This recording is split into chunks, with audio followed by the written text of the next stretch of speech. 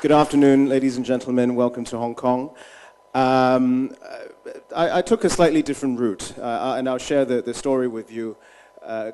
Contrary to my friends Brian and Oscar here, who followed and continued to build the great family businesses, I decided to do something myself back in 2001 and kind of follow where my passion took me. So Altaya, I started in summer of 2001 as a simple sales and trading company in wine.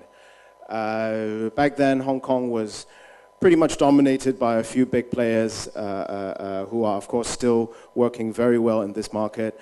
But I decided to import some interesting wines, some more not as well-known brands, not so commercial brands into Hong Kong, and introduce these wines to the market.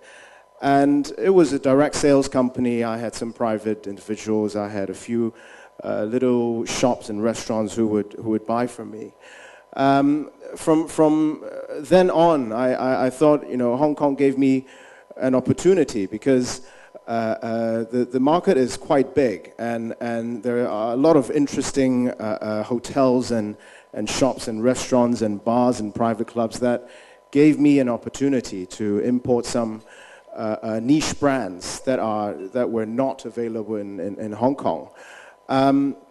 So very slowly I branched into distribution, bringing in exclusive agencies from all around the world, mainly France, but also from Italy, from Spain, from Germany, from Austria, from Australia, New Zealand, South Africa, and America.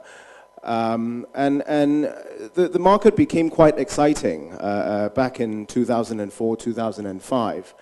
And I thought, why not try to expand it even further and take this business model online? And that's exactly when I decided to start the online wine business. So from import to distribution to online and wholesale, and all of a sudden, with a stroke of genius, the amazing Hong Kong government decided to slash the wine tax, and that was heaven for me. Nowhere else in the world can you find a government who are great wine lovers and also visionary. So that was a golden opportunity, and I must thank them again for doing that. And since then, the business has grown tenfold. We decided to bring in even more wines. We have over 6,000 SKUs. We represent wineries from more regions and more countries. And in 2011, we decided to take another step, which is to set up retail shops. And that was extremely exciting, despite Hong Kong being known for a place with very high rent and high labor cost, and sometimes even high logistics cost. We managed to make it work, and now we have 7 shops in Hong Kong City.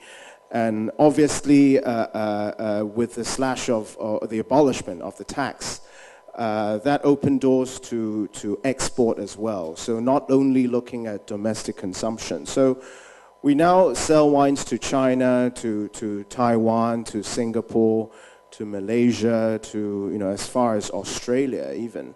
So this policy has totally helped the wine industry and launch a business that I never dreamt of doing. I thought I would just be focusing on Hong Kong, but obviously this gave me a launch pad to work in other countries as well.